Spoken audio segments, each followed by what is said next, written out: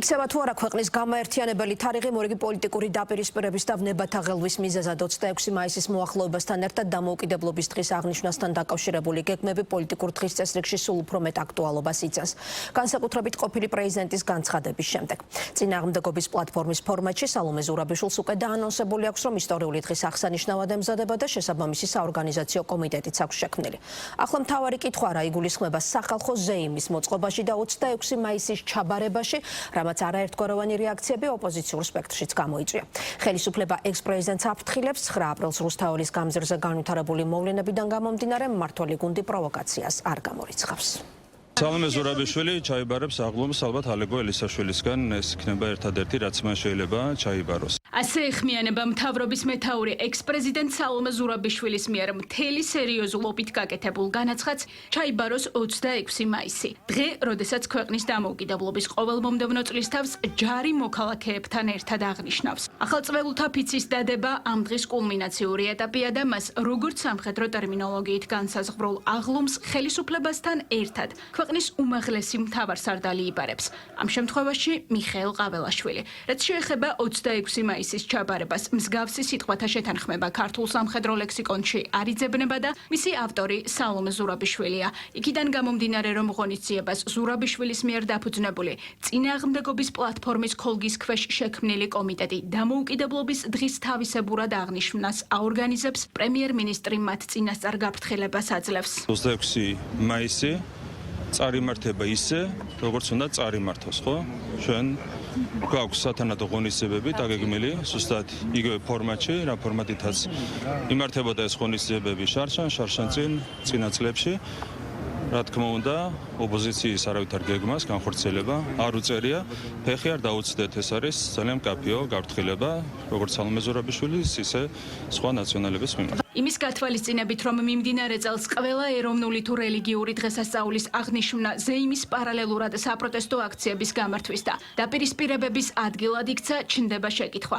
შეიტანს თუ არა სალომე ზურაბიშვილის ინიციატივა საერთო ეროვნულ და სახალხო ზეიმში დაძაბულობას. მსგავსი მოლოდინი კიდევ უფრო გაზარდა ექს-პრეზიდენტის იმ განცხადებამ, რომ 26 მაისის ჩაბარებას იზოლირებულად არ აპირებს. ცალკე ვინ აღნიშნავს? რებს ლაპარაკობთ? ეს არის ხალხის ზეიმი და ჩვენ სწორედ სახალხო ზეიმს ვაწყობთ, სადაც ყველანი ერთად ვიქნებით. ვინ იდგება 26 მაისს სალომე ზურაბიშვილის გვერდით? წინააღმდეგობის პლატფორმის ფორმატში სპეციალურად ამ დღისთვის შექმნილი კომიტეტი ამის ნაწილობრივ პასუხს იძლევა. არასამთავრობო ორგანიზაციები, აქტივისტები, ბარიერ გადალახული ოპოზიცია და საზოგადოების ის ნაწილი, ვისთვისაც ის ვადის ამოწურვის მიუხედავად მოქმედ პრეზიდენტად რჩება და მიაჩნიათ, რომ ქართულ ოცნებას ხალხთან ყოფნის უფლება არ აქვს. ირკვევა, რომ მათთვის საინტერესო არ არის ქართული ოცნების მიერ ჩასატარებელი ღონისძიებები, რაშიც თავის მხრივ სამხედრო რიტუალიც მოიაზრება. ქართული ოცნების ღონისძიებები ჩვენ არ გვაინტერესებს. სახალხო არის და ქოცური არ არის. ქოცებს არაფერი საერთოდ ქართულ ეროვნულ ინტერესთან არ გააჩნიათ.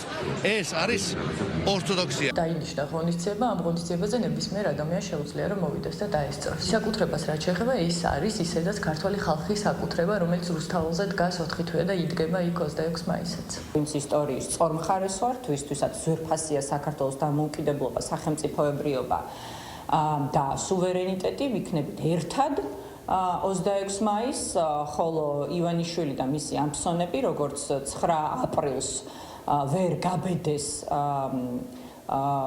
რუსთაველზე მოსვლა, ასე ვერ გაბედავენ ვერც იმ დიდებულ დღეს. უკვე დიდი ხანია ოპოზიცია საუბრობს ქართველი ხალხის სახელით, რომელშიც მოიაზრება ყველა ქართული ოცნების ამომრჩევლის გარდა. ოპოზიციას მმართველი გუნდი ილუზიიდან რეალურ სამყაროში დაბრუნებას და მოსახლეობის უმრავლესობის პოლიტიკური არჩევანის პატივისცემას ურჩევს.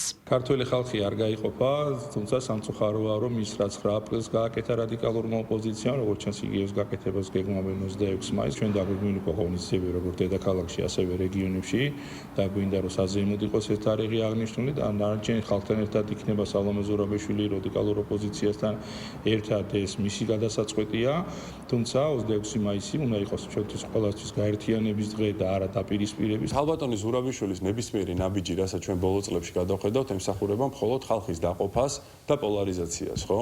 ესეც არის რაღაცა აბსურდული თემა, იგივენაირად როგორც რაღაცა ქარტიაზე საუბრობდა თავიდან, შემდეგ საუბრობდა ალტერნატიულ პარლამენტზე, არ ვიცი შექმნეს თუ არა, შემდეგ საუბრობდა ალტერნატიულ მთავრობაზე, არ ვიცი შექმნეს დაინიშნეს თუ არა და პრემიერად ვინ აირჩიეს, ეხლა რაღაცა პარალელურ 26 მაისზე საუბრობს ხომ, ნუ ძალიან დიდი სურვილი მაქვს, აბსოლუტური გულწრფელობით ვამბობ, რომ ვინმე მურჩიოს სამხალბატონს, რომ დაბრუნდეს რეალურ სამყაროში. მიმდინარე წელს საულმე ზურაბიშვილმა ოპოზიციის და მესამე სექტორის წარმომადგენლებთან ერთად რამდენიმე თარიღი აღნიშნა. ახალი წელი შობა 31 მარტის რეფერენდუმის დღე და 9 აპრილი.